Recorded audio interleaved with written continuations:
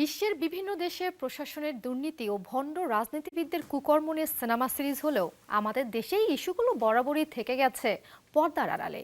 স্রোতের বিপরীতে গিয়ে আজ 13 ডিসেম্বর প্রেক্ষাগৃহে মুক্তি পেল বাংলাদেশের রাজনীতি নিয়ে প্রথম সিনেমা 840।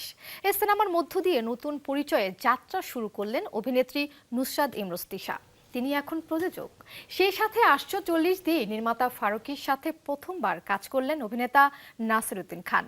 আজ আমাদের সাথে স্টুডিওতে উপস্থিত রয়েছেন দেশের নন্দিত দুই তারকা। প্রথমে পরিচয় করে দিচ্ছি আমাদের সবার পছন্দের নুসরাত ইমরোজ তিশার সঙ্গে। হ্যালো।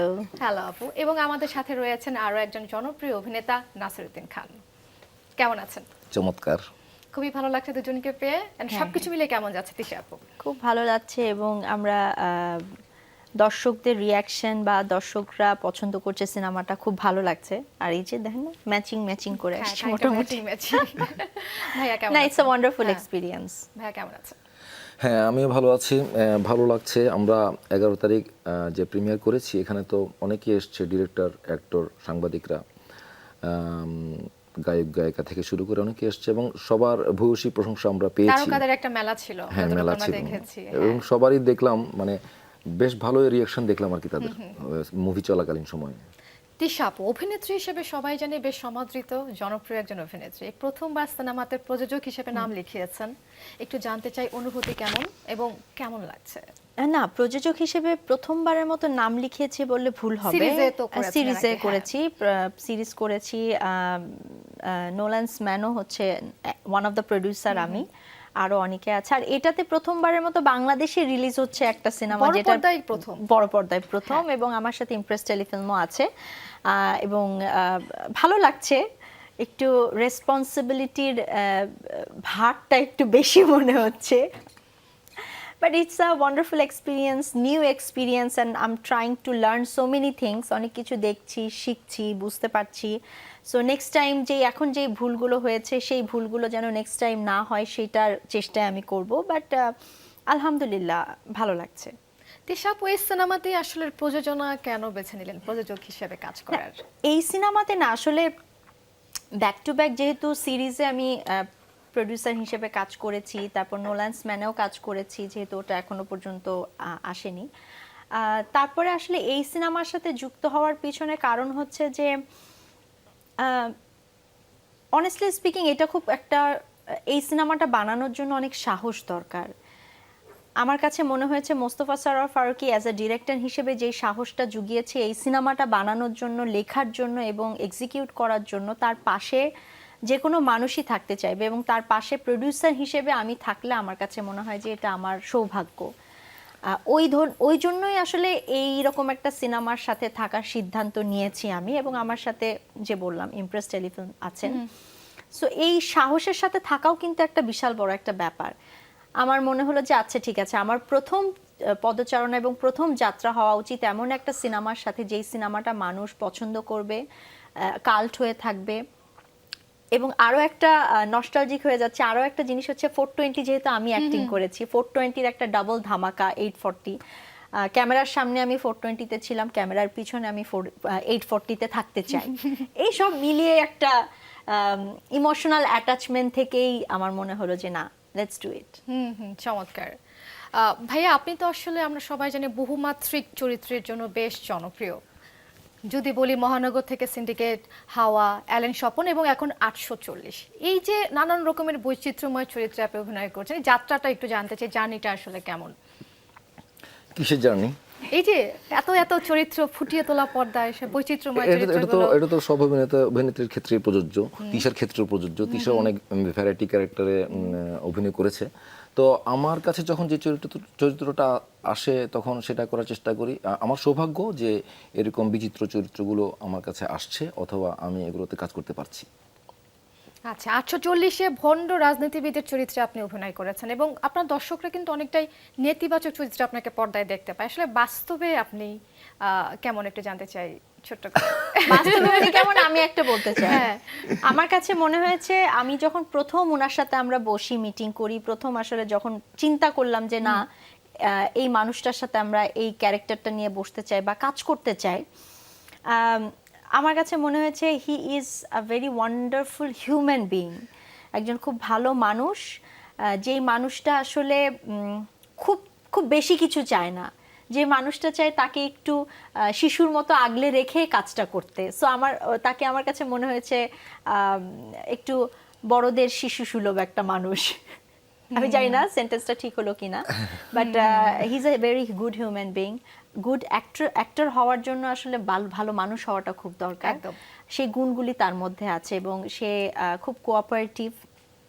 যখন আমাদের যেরকম সময় লেগেছে, যেইভাবে আমরা চেয়েছি ক্যারেক্টারটাকে সাজাতে, যতটুকু এফোর্ট দেওয়ার ছিল, আমরা তার কাছ থেকে পুরোটাই পেয়েছি। বা আমরা তো জেনেই গেলাম ভাইয়া, কমপ্লিমেন্ট তিশা আপুর কাছ থেকে। আসলে ধন্যবাদ তিশা। একটা প্রোডিউসারের কমপ্লিমেন্ট তো বিশাল বড়। চমৎকার, আসলে অনেক বড় ব্যাপার কিন্তু। আমি সত্যি অনেক আদর পেয়েছি সত্যিকার অর্থেই। আর ফারুকী ভাইয়ের সাথে এটা আমার প্রথম কাজ। আমার সাথে যখন প্রথম মিটিংয়ের কথা ছিল, এটা মে মাসের কথা, তখন ওনার অফিসে যাওয়ার কথা ছিল, কিন্তু শেষ মুহূর্তে উনি বললেন যে আপনি বাসায় আসেন। তো বাসায় আমি ওই দিন দুপুরে গেলাম। দুপুরে গিয়ে আসলে এমন একটা পরিবেশে আমি ঢুকে গেলাম যেটা আমি পছন্দ করি আর কি। ওখানে তো ফারুকী ভাইয়ের ফ্যামিলি আছেনই, ফারুকী ভাই, ওনার স্ত্রী, ওনার সন্তান, এছাড়া যাদেরকে আমি দেখলাম ওখানে 2জন এডি আছে, প্রায় 3-4জন কাজের মানুষ আছে। সবগুলো মিলায় মানে মনে হচ্ছে আসলে এটা একটা মানে এই ধরনের পরিবেশ আমি পছন্দ করি আর কি। তো আমি এই যে ঢুকে গেলাম এবং তিশা, ফারুকী ভাই যে এমনভাবে নিলেন, তো আমার অনেক সুবিধা হয়েছে আর কি কাজটা করতে গিয়ে এবং শেষ পর্যন্ত কাজটা করতে গিয়ে। মানে খুবই কমফোর্টেবল ছিল এবং খুবই কমফোর্ট জোন, মানে একটা ফ্যামিলি তৈরি হ্যাঁ। হয়ে গিয়েছিল আর কি। যে আমার কাছে মানে আমাদের কাছে মনে হয় যে যখন আমরা একজন মানুষের সাথে কাজ করব, তাকে অবশ্যই আমাদের ফ্যামিলির অংশ হতে হবে। সেটা আর আরেকটা ঘটনা আমি উল্লেখ করি, এটা আমাকে খুব নাড়া দিয়েছে। তা আমি যখন খেতে বসলাম লাঞ্চ করার জন্য, তখন দেখলাম যে ফারুকী ভাই বলছেন ওনাদেরই একজন মহিলা যিনি সহকর্মী হিসেবে আছেন মনে তিশার, বা বাচ্চাকে দেখাশোনা করেন। তো ফারুকী আমাকে দেখে বললেন যে এর কিন্তু অনেক ফলোয়ার, টিকটক করে, এই তোর ফলোয়ার কয়জন রে? 1 লাখ। তখন আমি দেখলাম যে এটা আসলে এমন একটা মানে ফ্যামিলি আর কি, একদম বুঝছেন? তো এটা হচ্ছে যে একটা উদাহরণ। এটাই হচ্ছে যে আমরা শুটিং জুড়ে বা আমাদের টিমের মধ্যে এটাই ঘটেছে সবসময়। আমরা খুব মজা নিয়ে কাজটা করেছি, যার কারণে এত চাপ থাকা সত্ত্বেও, অনেক চাপও তো ছিল, এত চাপ থাকা সত্ত্বেও এরকম চাপ আমরা অনুভব করিনি। তিশা আপু, আমরা জানি 840 রাজনীতিবিদদের গল্প বলবে, এর বাইরে আসলে কি ধরনের থাকতে পারে, কি কি বিষয় আছে, যদি ছোট্ট করে একটু আভাস দেওয়া যায় না, আমাদেরকে। এর মধ্যে আসলে অনেক কিছুই আছে। আমরা যখন সব জায়গায় যাচ্ছি বলছি, তখন কিন্তু বলছি যে এটা একটা 420 ডাবল ধামাকা। সো 420 তো মানে 420 তো তখন পপুলার ছিল, দর্শক পছন্দ করেছে এবং তারা চাচ্ছিল যে অনেক বছর ধরে যে 420 এর একটা সিকুয়াল বা 420 এর একটা 840 কবে আসবে। এটা অনেক দিন ধরে আমাদের মাথায় ঘুরছিল, যে আর প্রশ্নের সম্মুখীন হচ্ছিলাম যে 840 কবে আসবে বা 420 সিকুয়াল কবে আসবে। 420 কিন্তু এক ধরনের রাজনৈতিক বিষয় নিয়েই বানানো হয়েছে, সেটারই ডাবল ধামাকা হচ্ছে 840। কিন্তু এটা যে আপনারা যদি বলেন যে এটা পুরোটাই একেবারে রাজনৈতিক খুব গুরুগম্ভীর একটা cinema, it's not like that. এখানে ফান আছে, এন্টারটেইনমেন্ট আছে, মজা আছে, কিছু লেসন আছে, কিছু রিয়েলাইজেশনস আছে। এক একজন মানুষের পার্সপেক্টিভ থেকে এক একভাবে গল্পটা বোঝানো হয়েছে। সো এই পুরো বিষয়টা জানতে হলে আসলে দর্শকদের সিনেমা হলে যে দেখতে হবে, বিকজ এটা যে শুধু, আমি আবারও বলি, এটা গুরুগম্ভীর সিনেমা না, এটা এমন কোনো সিনেমা না যে খুব চিন্তা করে দেখতে হবে। এই সিনেমা দেখলে মানুষ কাঁদবে, হাসবে, রিলেট করতে পারবে, বুঝতে পারবে, বোঝাতে পারবে, এই সব কিছু মিলিয়ে সবকিছু চমৎকার একটা ব্লেন্ডিং থাকছে। নাসিরউদ্দিন ভাইয়া, আপনি 840 একজন রাজনীতিবিদের চরিত্রে অভিনয় করেছেন। এই চরিত্রটা ফুটিয়ে তোলার ক্ষেত্রে আসলে আপনাকে কি ধরনের পরিশ্রম করতে হয়েছে কিংবা এফোর্ট দিয়ে হয়েছে? বিশেষ কোনো ভাবে আসলে থাকেন আর প্রস্তুতি নেওয়া হয় এরকম কোনো কিছু আছে কিনা? সত্যিকার অর্থে যদি এক বাক্যে বলি, আমাকে তেমন কোনো পরিশ্রম করতে হয় নাই। এটার মূল কারণ হচ্ছে ফারুকী ভাই। এটা কেন? এমনিতে তো সব কাজের আগে একটা প্রিপারেশন আছেই, আর প্রিপারেশনের অংশ হিসেবে আমি যেটাকে মানে প্র্যাকটিসের অংশ বলে মনে করি, সেটা হচ্ছে যে ডিরেক্টরের সাথে যত বেশি সময় কাটানো যায়। কারণ এই যে কাজী ডাবলু 840 যে ক্যারেক্টারটা, আমার এই ডাবলুকে তো আমি চিনি না, এই ডাবলুকে চিনি ফারুকী ভাই, ওনার মাথায় সব কিছু। তো আমি যত বেশি তার সাথে সময় কাটাতে পারবো, যে কোনোভাবেই হোক না কেন, তত বেশি আমি ওনার কাছ থেকে ক্যারেক্টার নিতে পারবো এবং উনিও আমার মধ্যে ওটা প্রথিত করতে পারবেন। তো আমি এভাবে সময়টা কাটিয়েছি, হোয়াটসঅ্যাপে হোক, টেলিফোনে হোক, সামনাসামনি হোক, বিভিন্নভাবে ওনার সাথে এই ক্যারেক্টার আর এই বিষয়গুলো নিয়ে অনেক কথা হয়েছে আমার। তো ওইটাই আমার প্রিপারেশনের একটা মূল অংশ। আর কাজ করতে গিয়ে এটা উনিও একবার আমাকে বলেছিলেন, তিশার কথা বলেছিলেন, নওয়াজুদ্দিন সিদ্দিকের কথা বলেছিলেন, যে ওনারা একটা মন্তব্য করেছিলেন, এটা আমিও করতে চাই, যে ফারুকী ভাইয়ের সাথে কাজ করতে গিয়ে একটা সুবিধা হচ্ছে উনি যখন ব্রিফটা করেন তখন ওইটাই মাথায় নিলে হয়ে যায় আর কি, কাজ করতে সুবিধা হয়ে যায়। এবং উনি এমনভাবে ব্রিফ করেন, এটা মানে বোঝা যায়, ফিলোসফিটা চাট করে নেওয়া যায়। উনি এমনভাবে ব্রিফটা করেন, ডেলিভারি থেকে শুরু করে, বডি ল্যাঙ্গুয়েজ থেকে শুরু করে, ছোটোখাটো বিজনেস থেকে শুরু করে সব কিছুই, যার কারণে অন্যান্য কাজের তুলনায় এটা একটু সহজ হয়ে যায়, যেহেতু ওনার ব্রিফিংটা একদম খুব ক্লিয়ার থাকে, তাই না তিশা? হ্যাঁ হ্যাঁ, আমি এটা বিলিভ করি। আমি আগেও বলেছি যে আমি যেরকম ডিরেক্টরস আর্টিস্ট, আমি আমার সেই সকল ডিরেক্টরের সাথে কাজ করতে ভালো লাগে যারা আমাকে দিয়ে কাজ করিয়ে নিতে পারে। আমি যখন একটা ভালো ডিরেক্টরের কি চাচ্ছে বা উনার পয়েন্ট অফ ভিউটা শুনে ফেলি, তখন কিন্তু ক্যারেক্টার নিয়ে খুব বেশি চিন্তা করতে হয় না। এখন অনেক প্রশ্ন আসতে পারে, তাহলে আমাদের দায়িত্ব কি বা আমরা কতটুকু এফোর্ট দিই? কেন, দেখেন আমরা অনেক কাজ করি, সব কাজে প্রপার টাইম দেওয়ার চেষ্টা করলেও মাঝে মাঝে কিন্তু দিতে পারি না। কিন্তু একটা ডিরেক্টর যখন তার একটা ক্যারেক্টার সাজায় বা একটা গল্প সাজায়, সেটা নিয়ে কিন্তু তার রিসার্চ, তার সময়, তার এফোর্ট আমাদের চাইতে 4 গুণ বেশি থাকে। সো সেটার ভেতরে ঢোকার জন্য আমরা যদি ডিরেক্টরের প্রপার ইনস্ট্রাকশনটা শুনি, তাহলে কিন্তু ক্যারেক্টার বোঝা অনেক ইজি হয়ে যায়। এটা হচ্ছে আমার মনে হয় সবচেয়ে easy process to understand the character and get into it. আপু, আমরা জানি সিনেমা হচ্ছে গিয়ে একটা সমাজের দর্পণ। তো রাষ্ট্রের যে অসঙ্গতিগুলো রয়েছে, রাজনীতির অসঙ্গতিগুলো, এর আগে আসলে সেভাবে আমরা সিনেমাতে তুলে ধরতে পারিনি কিংবা দেখিনি কেন আপু, কি মনে হয়? আসলে ওই যে আপনার প্রশ্নের উত্তরটা আসলে দিয়েই দিলেন, যে তুলে ধরতে পারিনি। হয়তোবা তখন আমাদের আমাদের স্কোপ ছিল না, আমাদের কোনোভাবে কোনো কিছু বলার মতো সেই জায়গাটা ছিল না, জায়গা থাকলেও বললেও সেটা কাজে দিত না। সো এখন জিনিসপত্র বা সবকিছু সিচুয়েশনটা চেঞ্জ হয়ে গেছে। এখন আমরা বলতে পারছি, আমরা আমাদের মতো করে সিনেমা বানাতে পারছি, এবং আমি আশা করছি যে ফিউচারে, এখন থেকে শুরু হচ্ছে, ফিউচারে আমরা যে সকল প্রডিউসার আছি বা যেই ডিরেক্টররা তাদের পছন্দের সিনেমাটা বানাতে চাই, সেটা তারা বানাতে পারবে। সো আমি সব ডিরেক্টরদের উদ্দেশ্যে এতটুকুনি বলবো যে নির্ভয়ে আপনারা যে সিনেমাটা বানাতে চান, প্লিজ বানান, এবং সেইটা দর্শকদের কাছে ছড়িয়ে দিন, এবং দর্শকরাও সেই সিনেমাটা গ্রহণ করতে প্রস্তুত এখন। তিশা আপু, ফারুকী ভাই কি এই দেশের পট পরিবর্তনের কথা কি আগে খানিকটা আন্দাজ করতে পেরেছিলেন? তা না হলে আসলে এই প্রেক্ষাপটের সিনেমা আগে থেকে কিভাবে বানালেন? এটা আসলে আমারও প্রশ্ন। যখন আমি স্ক্রিপ্টটা পড়ছিলাম বা আমি যখন এই গল্পটা শুনছিলাম, আমিও আসলে ওকে জিজ্ঞেস করছিলাম যে তুমি যে এটা বানাচ্ছ বা তুমি যেটা, কারণ এই সিনেমাটার শুটিং হয়েছে আসলে 2023-এ। আচ্ছা। সো 23 আমরা শুরু করেছি, আমরা শেষ করেছি ফেব্রুয়ারিতে, 24 ফেব্রুয়ারিতে শেষ করেছি। হ্যাঁ, না, জানুয়ারিতে শেষ করেছি, কারণ এটা লাস্ট শুটিং এর পরের দিন সরোয়ার স্ট্রোক করে এলো, মানে স্ট্রোক হলো আর কি। সো আমার কাছে মনে হয়েছে, যখন আমি পড়ছিলাম বা আমি যখন গল্প শুনছিলাম, তখন আমিও আসলে একটু কনফিউজড হয়ে গেছিলাম যে তুমি যে এটা করছো বা তুমি যে চাচ্ছ বানাতে, আদৌ কি তুমি বানাতে পারবা বা তোমার প্রচার করতে পারবা, বা হোয়াট ইজ ইউর প্ল্যান? তো সরোয়ার আসলে সবসময় স্রোতের বিপরীত দিকে চলে অভ্যস্ত। তো বলেছে আমি কিছুই জানি না, বাট আমি এটা বানাতে চাই। আমি জানি না এটা আমি কি করব, বাট আমি চাই এটা আমি বানাতে, এটা আমাকে বানাতে দেওয়া হোক, এটা আমাকে বানাতে দাও তুমি, এবং please support me. I really want people to understand the feeling, people to understand the whole situation. So ওই একটা কথা আমি বললাম, okay fine, let's do it. As a partner, as একজন মিডিয়ার কর্মী হিসেবে, একজন বাংলাদেশের মানুষ হিসেবে আমার কাছে মনে হয়েছে let's support him and let's do ইট। আপু, এর আগে আসলে আমরা এই ধরনের সিনেমা পাইনি, তো এই ধরনের সিনেমা বানানোর ক্ষেত্রে কিংবা মুক্তি দেওয়ার ক্ষেত্রে আসলে কি দেশের এরকম পট পরিবর্তনটা দরকার, কি মনে হয় আপনার? অবশ্যই অনেক কিছুর পরিবর্তনই দরকার। আমাদের পরিবর্তন হচ্ছে এবং আরো আমাদের পরিবর্তন দরকার। আমাদের সিস্টেমের অনেক পরিবর্তন হয়েছে, আমাদের সিস্টেমের আরো পরিবর্তন দরকার। মানুষের মানসিকতা বা মানুষের চিন্তা ভাবনার পরিবর্তন দরকার। এই ধরনের সিনেমা বা যে কোনো কিছুকে, নতুন কিছুকে গ্রহণ করার সেই পরিবর্তন দরকার। দেশের উন্নতির জন্য আসলে অনেক চেঞ্জ দরকার। আবারও বলছি যে চেঞ্জ হচ্ছে, বাট সেটা সময় লাগবে, বাট হচ্ছে। আমি অনেক পজিটিভ কথা বলতে পছন্দ করি, পজিটিভ মানুষের সাথে চলাফেরা করতে পছন্দ করি। আমি আশা করছি ইনশাল্লাহ অনেক পরিবর্তন আসবে। স্লো হচ্ছে, বাট হবে। আমরাও আসলে তেমনটাই আশা করছি।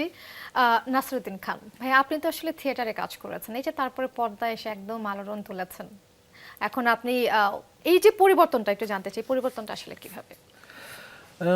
এটা পরিবর্তন তো সব কিছু, পরিবর্তন রাজনৈতিক পরিবর্তনের কথা বললো, মানুষের মধ্যে তো পরিবর্তনগুলো হয়, এক একটা সময় এক এক ধরনের কাজকর্ম করে।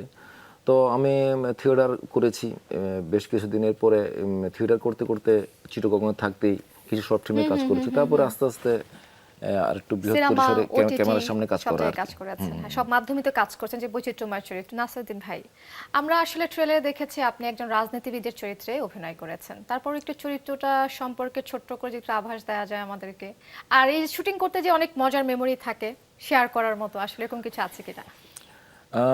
আমি একটা জিনিস লক্ষ্য করেছি, সেটা হচ্ছে শুটিং করতে গিয়ে যেসব মজার মজার ঘটনা ঘটে ওগুলো আসলে বলার মতো না, বলার মতো না। পাবলিকলি বলার মতো না। আচ্ছা, এরপরেও 840 এর মধ্যে একটা ঘটনা আমি একটু উল্লেখ করি, সেটা হচ্ছে আমরা দ্বিতীয় দফায় যখন নওগাঁ যাই, তখন ফারুকী ভাই অসুস্থ হয়ে পড়েন আর কি, ওই দিনই মনে হয়।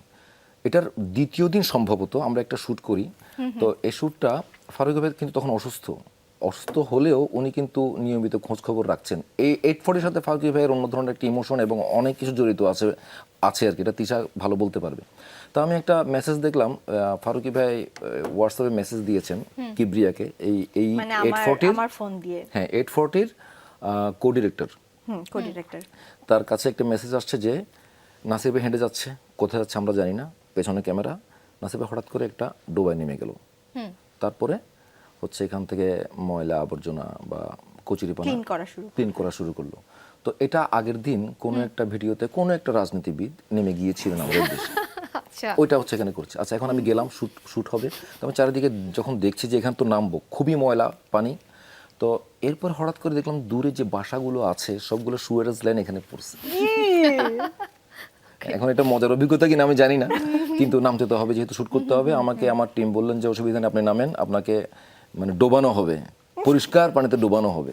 তারপর আর কি শুটটা করলাম আমরা। বাহ, দারুণ শুটিং এ অভিজ্ঞতা। আসলে আমাদেরকে অনেক কিছুই করতে হয়, মানে অনেক ঝুঁকিও নিতে হয় আর কি। তিশা আপু, সরকারকে নিয়ে সমালোচনা করলে আমরা জানি সেই সব সিনেমাগুলো আর আলোর মুখ দেখে না, এটা একটা অলিখিত নিয়ম আমাদের দেশে।